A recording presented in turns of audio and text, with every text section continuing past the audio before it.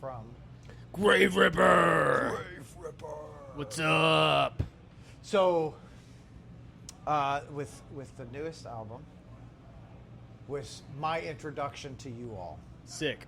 What a fucking ripper of an album. Thanks, man. It's meant to rip graves, so Yes. hopefully it did it. Ooh, a lot like the Ripper of Witches. Yeah, Yes. good. Yeah, they're different, but I love Witch Ripper too. Hell yeah.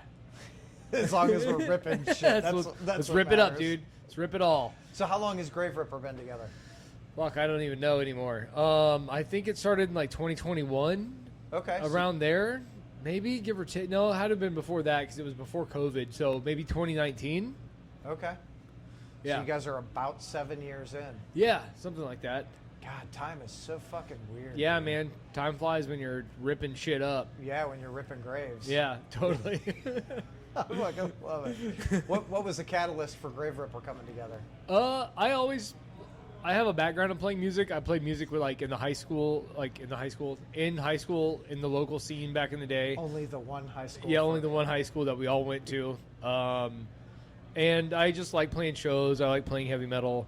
So once I got some life shit done and out of the way, I just went right back to doing what I like to do and what I know what I like to do, which is doing, metal and stuff. So I wanted to do a new project. I wanted it to be thrash metal-y, black metal-y, but its own thing. So that's kind of what how I came up with Grave Ripper, and I'm still working on it. So. I think you kind of nailed it with doing your own thing. It's a great mix of the black and the thrash.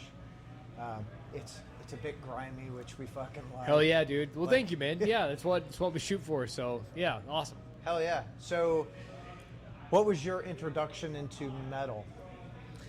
My introduction into metal was probably when I heard Metallica the first time when I was 7 or 8 years old.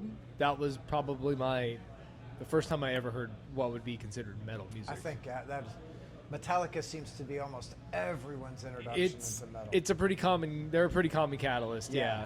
It's so wild. Yeah.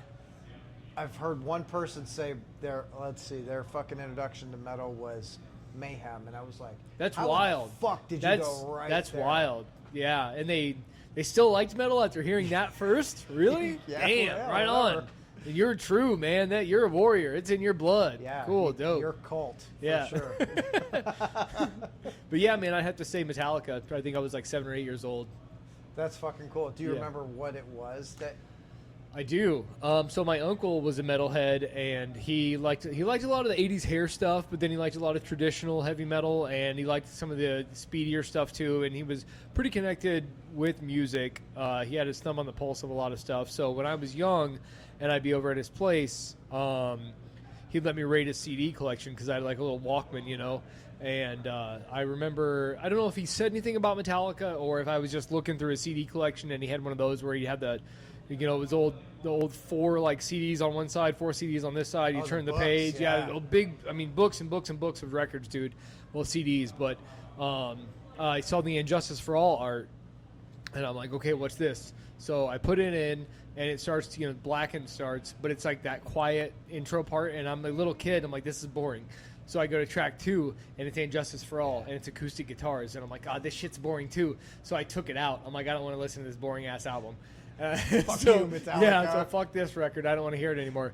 So then there's a blue Metallica one too, and I'm like, okay, I'll try this one next. It was Ride the Lightning, Yeah. So I put in Ride the Lightning, and Fight Fire with Fire starts, and it's got an acoustic intro, and little 8-year-old me is just like, more of this shit. And so, but then you go to track 2, and it's Ride the Lightning, and the harmonized guitar intro, and the toms just that was it. I remember being like, what is this sonic resonance I'm hearing right now? I'd never heard anything like it before in my life. So then when he was done babysitting or whatever, my mom came pick me up. I was like, Mom, I have to go get this Ride the Lightning CD. And we did. I was 7 or 8 years old, Target in Lafayette, Indiana, and I bought Ride the Lightning. Hell yeah. Yeah. That's the full story. I kept trying to listen to them. Yeah, and they you guys giving me kept sucking with this boring acoustic shit. Yeah. And these long ass slow Yeah. intros. I know. How do you expect to keep a little kid's attention, Metallica, James and Lars? You motherfuckers. Yeah, damn. So, Damn it. Yeah, still love them to this day, though. So, yeah. So are you I prefer a specific era of Metallica. Nah, I'm kind of a slut for all the eras. Like they all have their peaks and valleys. Some have more peaks than others, but I Sure. love every era of Metallica. Hell and, yeah. and I don't care how much street cred I lose. I love every era of Metallica so much. So, yeah. I'll be fucking completely transparent. There was so long where I was like, I tried to listen to the Black Album and I could not get into it. Yeah.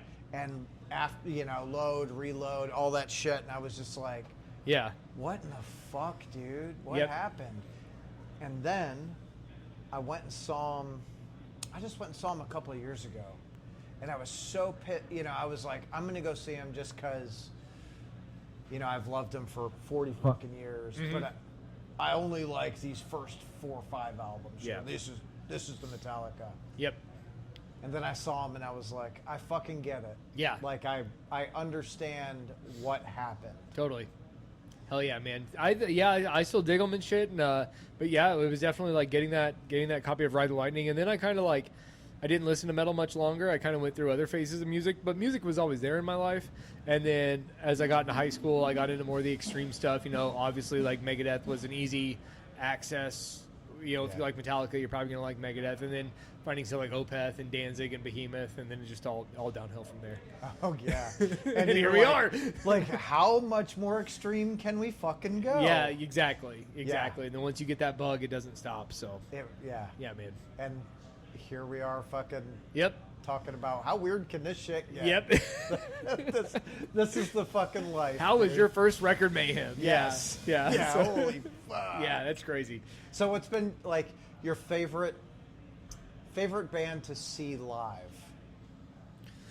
Favorite band to see live Does not have to be a big band. It could be an indie band. It could be a Louisville band, whatever. Man, yeah, my favorite band to see live. I don't know, man. I have to think about that for a little bit. I'm a big Danzig fan, so I've seen Danzig the most, and I always come away from those shows with like a sense of inspiration. So that's probably an easy answer, is to just see your heroes. They're my favorite band to see live. But there's a lot of fun bands I like to see live. Yeah, but just the top, just off the top of my head, I'd probably say those like Danzig shows and coming off just seeing your heroes, feeling all inspired and stuff like that. Those are my favorite ones to see. That's Danzig puts on a good fucking Yeah, show, dude. yeah, totally. I'm trying to think who else I've seen lately that puts on a really great show. I don't know. We'll come back to that one maybe. Okay. Yeah. Yeah, that's totally cool. Give me 3 bands from indie that you think other people should fucking check out. Oh man, 3 bands from indie that other people should totally check out. I like Mother of Graves a lot. They're so man, good, dude. those dudes are really, really good. Yeah. To rep shit in our ballpark also. Vile Iniquity. If you haven't heard those dudes, they totally rip. It's really like it's black thrash death stuff, but it's almost like got a proto black sound to it. It's really like almost more nun-slaughtery, I guess, in a certain way. So yeah, I check out Vile Iniquity. And a third band from indie that I think people should check out. Let me think here. I just had someone. Damn. Can it not just be? Can it be one person from? Does Sure. the whole band have to be from indie? I would check out Bringers of Disease. It's got a dude named. It's got Zach Simmons. Yeah, Zach Album Simmons just was in came out that. today. Yeah, yep. So a guy who we've like worked with in the past, Jeff Wilson, has he's in that band too. Dude, he's in Yeah, fucking Jeff's in a million bands. Chrome Waves, Deeper Graves, yeah, fucking all that yes. stuff. I would check those guys out too. So Yeah. yeah, those are your 3. I just so I went to fucking Indy to see the Atlas Moth Sick. last year, I guess. Mm-hmm. And Stavros introduced me to Jeff. Yep. And I was like, oh, fucking cool, right? Yeah. So we chatted, and then he just had a Deeper Graves album come out. Yep. So I just fucking interviewed him about that. Oh, really? Like, yeah. Nice. Yeah. Yeah, man. Jeff stays busy. What He's a great musician. It's such a small fucking world. It's dude. extremely small. Yeah. Everybody knows everybody, dude. Fuck yeah. For sure. This is why you don't be a douchebag to people, because everyone fucking knows everyone.